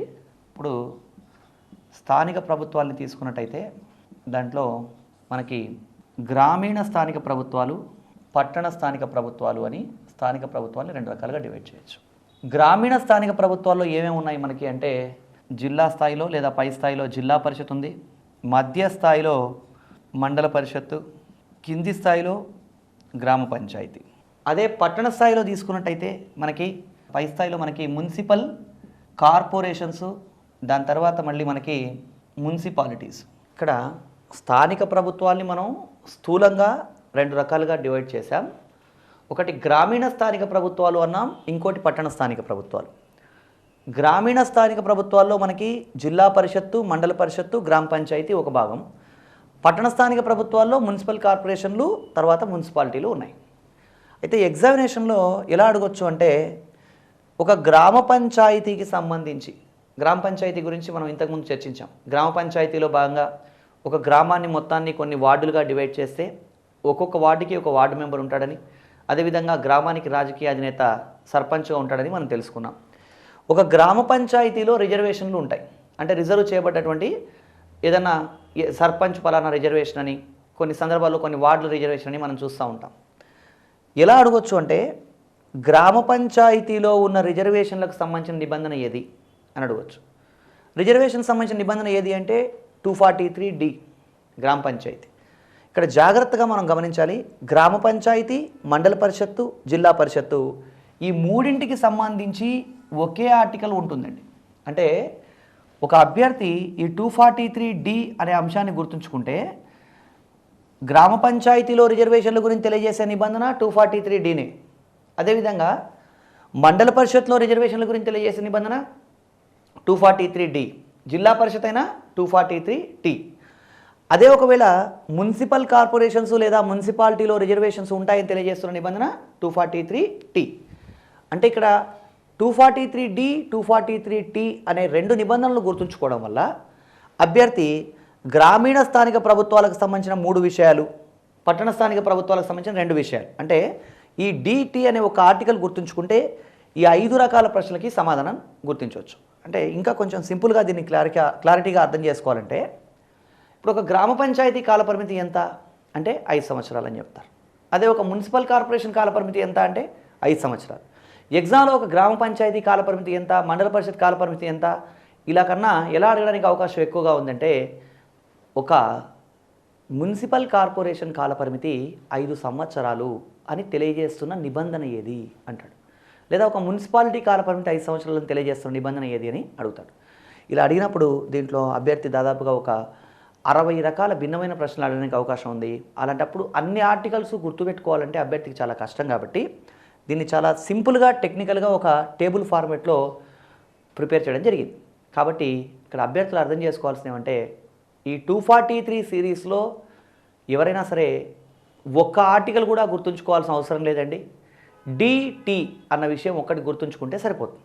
అది ఎట్లా అనేది ఒకసారి చూద్దాం మనం. 243D 243T రిజర్వేషన్లు, నెక్స్ట్ 243E 243U కాలపరిమితి.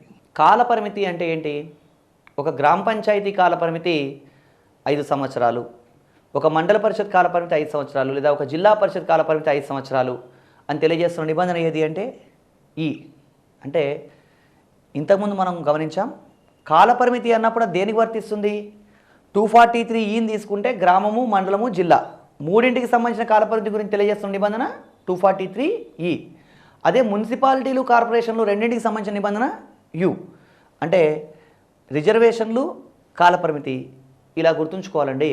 ఇక్కడ జాగ్రత్తగా అర్థం చేసుకున్నట్టయితే గ్రూప్ 2కి సంబంధించినటువంటి వ్యక్తులు ఈ డిటి అనేది ఒకటి గుర్తుంచుకుంటే ఈ సిరీస్ ఆఫ్ ఆర్టికల్స్ అన్నీ ఆటోమేటిక్గా ఒక వరుస క్రమంలో ఉంటాయని గమనించాలి. అంటే రిజర్వేషన్ల తర్వాత చూడండి ఇక్కడ డి అనే అంశం తర్వాత వచ్చింది ఏంటి? ఈ. అంటే వరుస క్రమంలో వచ్చేస్తాయి. అలా మనం ఒక టెక్స్ట్ బుక్ తీసుకున్నట్టయితే ఈ వరుస క్రమంలో ఏ ఆర్టికల్స్ ఉండవు. దీన్ని అలా టెక్నికల్గా సెగ్రిగేట్ చేయడం జరిగింది. నెక్స్ట్ మనకి రిజర్వేషన్లు, కాలపరిమితి తర్వాత నెక్స్ట్ తెలుసుకోవాల్సింది ఏంటి అంటే అర్హతలు. అంటే స్థానిక ప్రభుత్వానికి పోటీ చేయాలంటే ఒక అభ్యర్థికి ఏం అర్హతలు ఉండాలి అంటే సాధారణంగా భారతీయ పౌరసత్వం ఉండాలి, 21 సంవత్సరాల వయస్సు ఉండాలి, ఒక ఎమ్మెల్యేగా పోటీ చేయడానికి ఉండవలసిన అన్ని ఇతర అర్హతలు ఉండాలి. ఏమన్నా ఇతర అనర్హతలు కావాలంటే రాష్ట్ర ప్రభుత్వం నిర్ధారించవచ్చు. ఈ అర్హతల గురించి తెలియజేస్తున్న నిబంధన ఏది అంటే ఏంటి? ఇప్పుడు ఫర్ ఎగ్జాంపుల్ ఈ 2 అంశాలు తెలిసిన అభ్యర్థులుగా ఒక గ్రామీణ స్థానిక ప్రభుత్వాల్లో అంటే ఒక గ్రామ పంచాయతీలో కానీ, మండల పరిషత్లో కానీ, జిల్లా పరిషత్లో కానీ పోటీ చేయాలంటే ఉండవలసిన అర్హతల గురించి తెలియజేస్తున్న నిబంధన ఏది అంటే ఏమొస్తుంది? నెక్స్ట్ అంటే దీని కంటిన్యూషన్గా ఏమొస్తుందో అదే వస్తుంది. అంటే ఇక్కడ 243 ఈ తర్వాత ఎఫ్. అదే ఒక మున్సిపల్ కార్పొరేషన్కి పోటీ చేయాలంటే ఉండవలసిన అర్హతలు ఏవి అంటే 243 యూ తర్వాత వచ్చేది వి. రిజర్వేషన్లు, కాలపరిమితి, అర్హతలు. నెక్స్ట్ మనకి స్థానిక ప్రభుత్వాలకు కొన్ని అధికారాలు ఉంటాయి.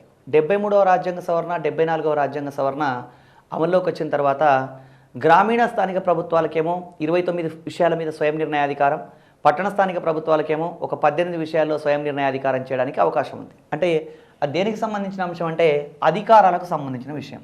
ఈ అధికారాలకు సంబంధించిన నిబంధన ఏది అంటే 243G 243W. ఇక్కడ చూడండి అధికారాలు అన్నాం. 243G 243W దేనికి సంబంధించింది? స్థానిక ప్రభుత్వాలకు సంబంధించినటువంటి అధికారాలకు సంబంధించింది. ఒక అభ్యర్థి ఇక్కడ ఈ 4 అంశాలకు సంబంధించి 20 రకాల ప్రశ్నలు అడుగుతున్నాడండి.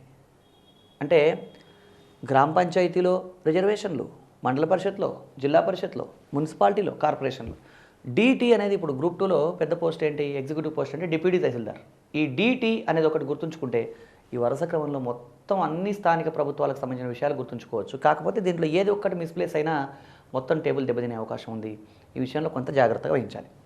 రిజర్వేషన్లు, కాలపరిమితి, అర్హతలు, అధికారాల తర్వాత నెక్స్ట్ మనకు తెలుసుకోవాల్సినవి అంటే ఆదాయం. ఆదాయం అంటే స్థానిక ప్రభుత్వాలకు ఎలా ఆదాయం వస్తుంది అదండి. 243HX. హెచ్ఎక్స్ దేనికి సంబంధించింది అంటే ఆదాయానికి సంబంధించింది. స్థానిక ప్రభుత్వాలకి ఆదాయ మార్గాలు ఏంటి అని దానికి సంబంధించి స్థానిక ప్రభుత్వాలు 73, 74 రాజ్యాంగ సవరణలో ఏవైతే అంశాలు ఉన్నాయో వాటికి సంబంధించిన విషయంలో పన్ను విధించి ఆదాయం పొందవచ్చు అని చెప్తున్న నిబంధన ఆదాయానికి సంబంధించి హెచ్ఎక్స్. హెచ్ అన్నప్పుడు 3 గ్రామం, మండలం, జిల్లా. ఎక్స్ అన్నప్పుడు మున్సిపాలిటీ, కార్పొరేషన్ వాటికి సంబంధించినటువంటి ఆదాయం. రిజర్వేషన్లు, కాలపరిమితి, అర్హతలు, అధికారాలు, ఆదాయం. ఆదాయం తర్వాత నెక్స్ట్ ఏంటి అంటే ఆర్థిక సంఘానికి సంబంధించి. ఆదాయం తర్వాత ఆర్థిక సంఘం. స్థానిక ప్రభుత్వం ఫర్ ఎగ్జాంపుల్ ఒక రాష్ట్రాన్ని తీసుకున్నట్టయితే ఆ రాష్ట్రంలో ఉన్నటువంటి భిన్నమైన స్థానిక ప్రభుత్వాల మధ్య వనరుల పంపిణీ ఎలా చేయాలి, అంటే ఎవరికి ఏ స్థానిక ప్రభుత్వానికి ఎంత వనరులు కేటాయించాలి, ఎన్ని వనరులు కేటాయించాలని చెప్తున్నది ఏది అంటే రాష్ట్ర ఆర్థిక సంఘం. రాష్ట్ర ఆర్థిక సంఘానికి సంబంధించిన నిబంధన ఏది అని అడగవచ్చు. అన్నప్పుడు దీని సీరియల్ ఇంకా కంటిన్యూషన్గా వస్తుంది. 243I 243Y IY ఆర్థిక సంఘానికి సంబంధించిన నిబంధన. ఎగ్జామ్లో ఒక్కోసారి 243I అంటే ఏంటి, వై అంటే ఏంటి అని అడిస్తాడు. ఒక్కోసారి రెండు కూడా ఇవ్వచ్చు. ఏది అడిగితే అది ఆన్సర్ రాయాల్సి ఉంటుంది. స్థానిక ప్రభుత్వాలకు సంబంధించి స్థానిక ప్రభుత్వాల మధ్య వనరుల పంపిణీని సూచించడం కోసం ఒక ఆర్థిక సంఘం ఉంటుందని తెలియజేస్తున్న నిబంధన ఏది? ఆర్థిక సంఘానికి సంబంధించి IY రెండు నిబంధనలు ఆర్థిక సంఘం. నెక్స్ట్, స్థానిక ప్రభుత్వాలకు సంబంధించినటువంటి వ్యవహారాల్ని ఆడిట్ చేయడం కోసం రాష్ట్ర ప్రభుత్వం ఏం చేయొచ్చు అంటే ఒక ఆడిట్ వ్యవస్థను ఏర్పాటు చేయవచ్చు. దాన్నే మనం ఆడిట్ అనొచ్చు, లేదా అకౌంట్స్ అండ్ ఆడిట్ అంటారు, లేదా ఖాతా అంటారు, ఏదైనా సరే ఆడిట్ అని చెప్పొచ్చు అండి. స్థానిక ప్రభుత్వాలను ఆడిట్ చేయడం కోసం ఒక ఆడిట్ వ్యవస్థ ఉంది అని చెప్తున్న నిబంధన ఏది అంటే 243J 243Z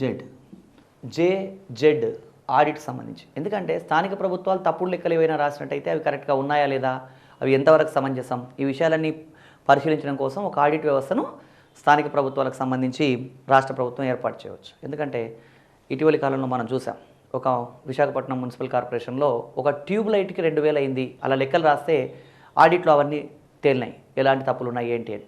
సో అంటే ఇక్కడ స్థానిక ప్రభుత్వాలకు సంబంధించిన లెక్కలు ఏమైనా పొరపాట్లు ఉంటే అవి సరిగా ఉన్నాయా లేదా, ఎలా రికార్డు చేశారు, ఇవన్నీ పరిశీలించడం కోసం ఒక ఆడిట్ వ్యవస్థను రాష్ట్ర ప్రభుత్వం ఏర్పాటు చేయొచ్చు అని చెప్తున్న నిబంధన ఏది అంటే జే. స్థానిక ప్రభుత్వాల్లో గ్రామం మండలం జిల్లాకు సంబంధించినేమో జే, మున్సిపాలిటీలు కార్పొరేషన్లకు సంబంధించింది జెడ్ ఆడిట్ సంబంధించి. ఇక్కడ రిజర్వేషన్లు, కాలపరిమితి, అర్హతలు, అధికారాలు అన్న 4 పదాలని ఒక బంచ్గా, ఆదాయం, ఆర్థిక సంఘం, ఆడిట్ అన్న ఈ 3 పదాలని ఒక బంచ్గా గుర్తుంచుకోవాలి. ఆదాయం, ఆర్థిక సంఘం, ఆడిట్. సో నెక్స్ట్, స్థానిక ప్రభుత్వాలకు సంబంధించి ఇక్కడ కొన్ని ప్రాంతాలకి ఈ 73, 74 రాజ్యాంగ సవరణలు వర్తిస్తాయి, కొన్ని ప్రాంతాలకి 73, 74 రాజ్యాంగ సవరణలు వర్తించవు. ఏ ప్రాంతాలకు వర్తిస్తాయి, ఏ ప్రాంతాలకు వర్తించవని కూడా అడుగుతున్నాడు. వాటికి సంబంధించిన సమాచారం కూడా తెలుసుకోవాలి. అయితే ఇక్కడ ఈ మాత్రం ఆర్టికల్స్ గుర్తుంటున్న మాత్రాన ఒక అభ్యర్థికి దీని మీద ఏ ప్రశ్న వచ్చినా సమాధానం రాయగలడు అని మనం చెప్పలేం. ఒకసారి ఇది జాగ్రత్తగా అర్థం చేసుకోవాలి. ఈ ఒక్క టేబుల్ నుంచే 4 మార్కులు రావడానికి అవకాశం ఉంది. కాబట్టి ఒకసారి ఇవి క్రాస్ చెక్ చేద్దాం. DT రిజర్వేషన్లు అన్నాం. ఒకవేళ ప్రశ్న ఇలా అడిగాడు అనుకోండి ఎగ్జామ్లో, ఏమని అంటే ఒక మండల పరిషత్లో బీసీ రిజర్వేషన్ల గురించి తెలియజేస్తున్న నిబంధన ఏది అన్నప్పుడు అభ్యర్థి ఆలోచించి మండల పరిషత్తు అన్నప్పుడు గ్రామం, మండలం, జిల్లా 3 స్థాయి వ్యవస్థలు ఉన్నాయి. కాబట్టి మండల పరిషత్లో బీసీ రిజర్వేషన్ల గురించి తెలియజేస్తున్న నిబంధన ఏది అంటే ఏమనుకుంటాడు? 243D అనుకుంటాడు. ఎందుకంటే గ్రామం, మండలం, జిల్లాకు సంబంధించింది D అనుకున్నాం. అదే మున్సిపాలిటీలు, కార్పొరేషన్లు అయితే T అనుకున్నాం. అంటే మండలం అంటే D అనుకునే అవకాశం ఉంది. అంటే అభ్యర్థికి రిజర్వేషన్లు ఒక్క పదం తెలిస్తే ఆన్సర్ రాయలేడండి. ఇక్కడ క్లారిటీగా తెలియాలి. 243DT ఏం చెప్తుంది అంటే ఒక గ్రామీణ స్థానిక ప్రభుత్వము గురించేమో గ్రామం, మండలం, జిల్లా గురించి D, మున్సిపాలిటీలు, కార్పొరేషన్ల గురించి T అనే నిబంధన తెలియజేస్తుంది. ఇక్కడ ఏముంది రిజర్వేషన్లు అంటే ఈ రిజర్వేషన్లలో భాగంగా రిజర్వేషన్లు అనేవి ఎస్సీ ఎస్టీలకు జనాభా ప్రాతిపదికన రిజర్వేషన్లు ఉంటాయి. ఎస్సీ ఎస్టీలకు జనాభా ప్రాతిపదికన రిజర్వేషన్లు ఉంటాయి అని తెలియజేస్తుంది. అదేవిధంగా మహిళలకు 1/3 వంతు రిజర్వేషన్లు ఉంటాయి అని తెలియజేస్తుంది. అంటే ఈ రిజర్వేషన్ల అన్న విషయంలో మనం గుర్తుంచుకోవాల్సింది ఎస్సీ ఎస్టీలకేమో జనాభా ప్రాతిపదికన రిజర్వేషన్లు ఉంటాయి, అదేవిధంగా మహిళలకేమో 1/3 వంతు రిజర్వేషన్లు ఉంటాయి అని ఇక్కడ గమనించాలి. అయితే బీసీ రిజర్వేషన్లకు సంబంధించిన నిబంధన ఏది అంటే ఇక్కడ అర్థం చేసుకోవాల్సింది ఏంటంటే బీసీ రిజర్వేషన్ల గురించి ఈ నిబంధనలు చర్చించవు. ఎందుకంటే బీసీ ఈ బ్యాక్వర్డ్ క్లాస్ అనేవాళ్ళు ఒక రాష్ట్రంలో బ్యాక్వర్డ్ క్లాస్ అయిన వాళ్ళు ఇంకో రాష్ట్రంలో ఫార్వర్డ్ అవ్వచ్చు. కాబట్టి 73, 74 రాజ్యాంగ సవరణలకు సంబంధించి 243DT అనే నిబంధనలు బీసీ రిజర్వేషన్ల గురించి చర్చించవు. అంటే మరి బీసీ రిజర్వేషన్లు ఉన్నాయి కదా రాష్ట్రంలో, తెలంగాణ, ఆంధ్రప్రదేశ్ రాష్ట్రంలో బీసీలకు రిజర్వేషన్లు ఉన్నాయి కదా అంటే ఈ బీసీ రిజర్వేషన్లు అనేవి రాష్ట్ర ప్రభుత్వం ఒక చట్టం చేసి రాష్ట్ర ప్రభుత్వం ఇష్టం మేరకు బీసీ రిజర్వేషన్లు కల్పిస్తుందే కానీ రాజ్యాంగబద్ధంగా 243 DT అని పేర్కొనబడ్డటువంటి రిజర్వేషన్లలో బీసీ రిజర్వేషన్లు లేవు అని గుర్తించాలి. ఇక్కడ బీసీలకు రిజర్వేషన్ లేవు. ప్రశ్న ఒకసారి ట్విస్ట్ చేసి కూడా అడగడానికి అవకాశం ఉంది. ఏమని అంటే మహిళలకు 50% అంటే స్థానిక ప్రభుత్వాల్లో ఇంకా స్పెసిఫిక్గా అడగాలంటే మహిళలకు ఒక మున్సిపాలిటీలో 50% రిజర్వేషన్ కల్పిస్తున్న నిబంధన ఏది అంటే మున్సిపాలిటీ అంటే టీ అని అనుకోకూడదు. ఇక్కడ మహిళలకి 50% రిజర్వేషన్ కల్పిస్తున్న నిబంధన ఏది అని అడిగినప్పుడు ప్రశ్నే కొంచెం ట్విస్ట్ చేసి అడిగాడని గమనించాలండి. ఇక్కడ రిజర్వేషన్లో 1/3 వంతే అనుకున్నాం, 50% అనేది అసలు నిబంధన లేదని గుర్తుంచుకోవాలి. ఎందుకంటే 73, 74 రాజ్యాంగ సవరణలు అమల్లోకి వచ్చింది ఎప్పుడు అంటే 1993లో. ఇప్పుడు ప్రస్తుతం మనకి మహిళలకి స్థానిక ప్రభుత్వాల్లో 50% రిజర్వేషన్ ఉన్నాయి. 110వ సవరణ బిల్లు ద్వారా 50% రిజర్వేషన్లు కల్పించాం. 73, 74 రాజ్యాంగ సవరణలు అమల్లోకి వచ్చినప్పుడు మహిళలకు ఉన్న రిజర్వేషన్లు ఎంత అంటే కేవలం 33%. అది గుర్తుంచుకోవాల్సి. రిజర్వేషన్ల తర్వాత కాలపరిమితి గురించి చెప్తున్నాం. కాలపరిమితి అంటే ఏం చెప్తోంది అంటే గ్రామము, మండలము, జిల్లా ఈ మూడింటి కాలపరిమితి 5 సంవత్సరాలని 243 చెప్తుంది. మున్సిపాలిటీలు కార్పొరేషన్ల కాలపరిమితి 5 సంవత్సరాలు అని చెప్తున్న నిబంధన యు. ఈ కాలపరిమితికి సంబంధించి ఇంకా డీటెయిల్గా ఏంటి అంటే ఒక స్థానిక ప్రభుత్వానికి సంబంధించి 5 సంవత్సరాల కాలపరిమితి ఉంటుంది. ఒకవేళ 5 సంవత్సరాల కన్నా ముందే ఏదైనా కారణం చేత ఆ స్థానిక ప్రభుత్వం రద్దయితే మళ్ళీ 6 నెలల లోపు అక్కడ ఎన్నిక నిర్వహించాలి. ఒకవేళ 4.5 సంవత్సరాల తరువాత కనుక స్థానిక ప్రభుత్వం రద్దయితే మళ్ళీ ఎన్నిక నిర్వహిస్తే 6 నెలల కోసం ఎన్నిక నిర్వహించబడదు. మొత్తం 5 సంవత్సరాల కాల పరిమితికి కొనసాగుతుందని గమనించాలి. అంటే 5 సంవత్సరాల కన్నా ముందే ఒకవేళ ఏదైనా స్థానిక ప్రభుత్వం రద్దయినట్టయితే అక్కడ మళ్ళీ 6 నెలల లోపు ఎలక్షన్ కండక్ట్ చేయాలి అని చెప్తున్న నిబంధన ఈ కాల పరిమితికి సంబంధించింది. ఇక్కడ FV గురించి చూసినప్పుడు అర్హతలు అన్నాం. ఇక్కడ ఒక చిన్న విషయం ఏంటంటే అభ్యర్థులు గమనించాల్సింది, ఫస్ట్ మనం ఆర్టికల్స్ గురించి తెలుసుకుంటున్నాం. ఆర్టికల్స్ గురించి తెలుసుకున్న తర్వాత ఒక్కొక్క దాని గురించి డీటెయిల్డ్ సమాచారం తెలుసుకుంటున్నాం. ఏమన్నా ఎక్కువ అంటే ట్విస్ట్ చేసి ప్రశ్నలు అడిగితే ఎలా ఆన్సర్ రాయాలని కూడా పరిశీలిస్తున్నాం. ఇప్పుడు 243 FV అనేవి అర్హతలు అన్నాం.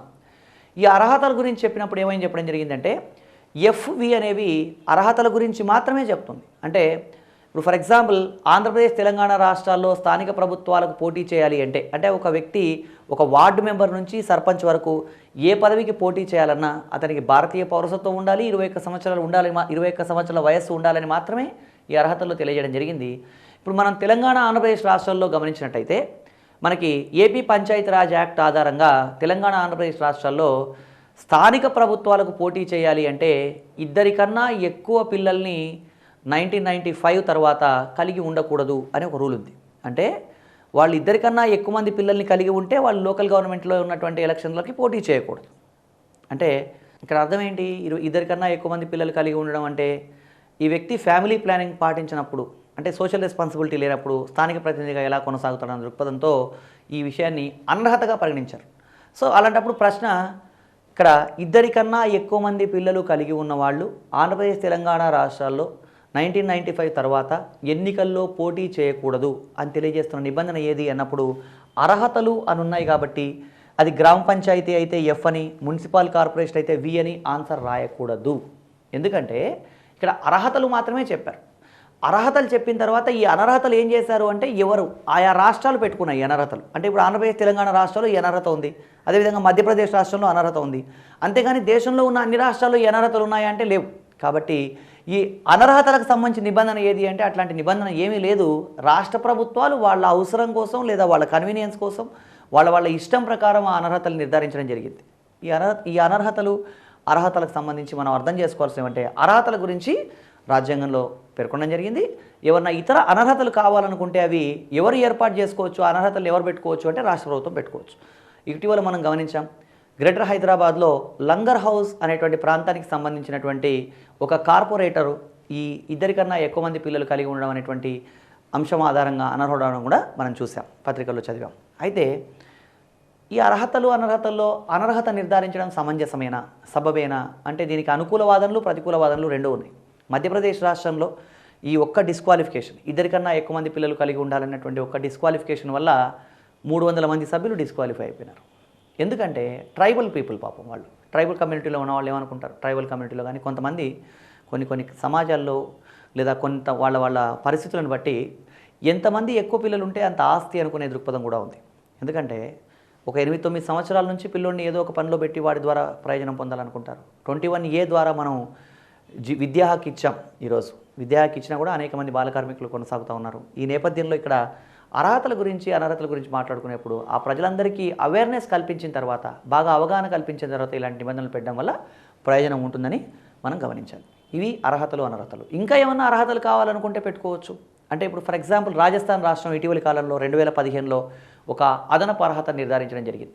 ఏమని అంటే ఒక వ్యక్తి స్థానిక ప్రభుత్వాలకు పోటీ చేయాలనుకుంటే కనీసం 5వ తరగతి అన్నా చదువుకొని ఉండాలి అని పెట్టుకోవడం జరిగింది. లేదా సర్పంచ్కి పోటీ చేయాలంటే 8వ తరగతి అన్నా పాస్ అయి ఉండాలి. ఇట్లా అంటే ఈ అదనపు అర్హతలు ఏమైనా కావాలనుకుంటే ఆయా రాష్ట్ర ప్రభుత్వాలు వాళ్ళ ఇష్టం మేరకు ఈ అర్హతల్ని అనర్హతల్ని నిర్ధారించుకోవచ్చు. అయితే అర్హతలు ఏమైతే ఉన్నాయో అవి మాత్రం స్టాండర్డ్గా ఉంటాయి. ఇక్కడ గమనించాల్సిన విషయం ఏంటంటే 73, 74 రాజ్యాంగ సవరణలు అనేటువంటి రాజ్యాంగ సవరణలు ఏదో ఒక రాష్ట్రం కోసం చేసినవి కావు. ఆంధ్రప్రదేశ్, రాజస్థాన్, మధ్యప్రదేశ్ ఇట్లా ఏదో ఒక రాష్ట్రం కోసం చేసినవి కావు. దేశం మొత్తం కోసం, దేశంలో అన్ని రాష్ట్రాల కోసం ఈ నిబంధనలు తయారు చేయడం జరిగింది. ఇవి కాకపోతే ఏంటి అంటే దీంట్లో కొన్ని ఏవైనా అంశాలు జోడించుకోవడం అనేది ఆయా రాష్ట్రాల ఇష్టం మీద ఆధారపడి ఉంటుంది. సో ఇక అధికారాల విషయానికి వస్తే 243G, 243W అనేవి అధికారాలకు సంబంధించినవి. 243G ఎవరి అధికారాలకు సంబంధించింది అంటే గ్రామ పంచాయతీ, మండల పరిషత్, జిల్లా పరిషత్ మూడింటి అధికారాల గురించి తెలియజేస్తున్నది 243G. W మున్సిపాలిటీలు, కార్పొరేషన్ల గురించి తెలియజేస్తుంది. ఇక్కడ ఈ GW అధికారాలు ఏంటి అంటే 243G, 243W ప్రకారం, దీని ప్రకారం 243G ప్రకారం గ్రామీణ స్థానిక ప్రభుత్వాలకి 29 విషయాల్లో స్వయం నిర్ణయాధికారం చేయడం కోసం అధికారం కల్పించడం జరిగింది. 243W కోసం W ప్రకారం ఏంటి అంటే 18 విషయాల్లో వాళ్ళకి స్వయం నిర్ణయాధికారం ఇవ్వబడింది. ఇక్కడ గమనించాల్సిన మరొక విషయం ఏంటంటే స్థానిక ప్రభుత్వాలకు ఎప్పుడైతే రాజ్యాంగబద్ధ హోదా ఇచ్చామో అప్పుడు ఏమనుకుంటున్నారంటే ఈ 29 విషయాల్లో గ్రామీణ స్థానిక ప్రభుత్వాలు, ఈ 18 విషయాల్లో పట్టణ స్థానిక ప్రభుత్వాలు వాళ్ళే స్వయంగా నిర్ణయాలు చేయొచ్చు అంటే వాళ్ళకి చాలా అధికారాలు లభించినట్టే ఇక్కడ. కానీ ఇక్కడ ఒక చిన్న గమనించదగ్గ విషయం ఏంటంటే 29 విషయాల్లో కానీ 18 విషయాల్లో కానీ వీళ్ళు పూర్తిగా వాళ్ళే అధికారం చెలాయించే అవకాశం లేదు. అధికారాలు ఉన్నాయని చెప్తూ మళ్ళీ అవకాశం లేదని ఎందుకు చెప్పడం జరిగిందంటే 29 విషయాలు కానీ ఈ 18 విషయాల మీద కానీ స్థానిక ప్రభుత్వాలు అధికారాలు చెలాయించాలి అంటే రాష్ట్ర శాసనసభ ఒక బిల్లు ఆమోదించి వాళ్ళకి అధికారాలు ఇస్తేనే ఆ అధికారాలు స్థానిక ప్రభుత్వాలకు వస్తాయి తప్ప టక్కున స్థానిక ప్రభుత్వాలకి అధికారాలు దఖలు పడవని మనం అర్థం చేసుకోవాలి. ఇది అధికారాలు. ఇక HX 243H, 243X ఏంటి అంటే ఆదాయానికి సంబంధించింది. స్థానిక ప్రభుత్వాలకు సంబంధించి వీళ్ళకి పన్ను విధించే అధికారం ఉంటుంది. ఈ పన్ను విధించే అధికారం ఆధారంగా వీళ్ళు ఆదాయం పొందవచ్చు. 243I ప్రకారం మరియు 243Y ప్రకారం రాష్ట్ర ఆర్థిక సంఘాన్ని ఎవరు ఏర్పాటు చేస్తారు అంటే రాష్ట్ర ఆర్థిక సంఘాన్ని గవర్నర్ ఏర్పాటు చేస్తాడని గమనించాలి. 243J, 243Z ప్రకారం ఆడిటింగ్ ఎవరు చేస్తారు అంటే స్థానిక ప్రభుత్వాల ఆడిట్ను రాష్ట్ర ప్రభుత్వం చేస్తుందని గమనించాలి. ఇది ఇక్కడి దాకా మనం మాట్లాడుకున్న అంశాలు. 73, 74 రాజ్యాంగ సవరణకు సంబంధించి కామన్ విషయాలు ఏమున్నాయో మనం పరిశీలిస్తూ వచ్చామండి.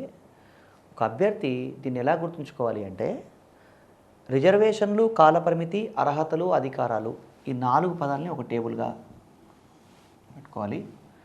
ఆదాయం, ఆర్థిక సంఘం, ఆడిట్ ఇది గుర్తుంచుకునే సందర్భంలో ఇంకా మనకు ఇంకా కొన్ని ఇతర అంశాలు కూడా ఉన్నాయి ఇక్కడ. ఇప్పుడు ఈ ఆర్టికల్స్ ఏమీ గుర్తులేకపోయినా సరే, ఫర్ ఎగ్జాంపుల్ ఇవన్నీ తీసేసామనుకోండి, ఇవన్నీ తీసేసినా సరే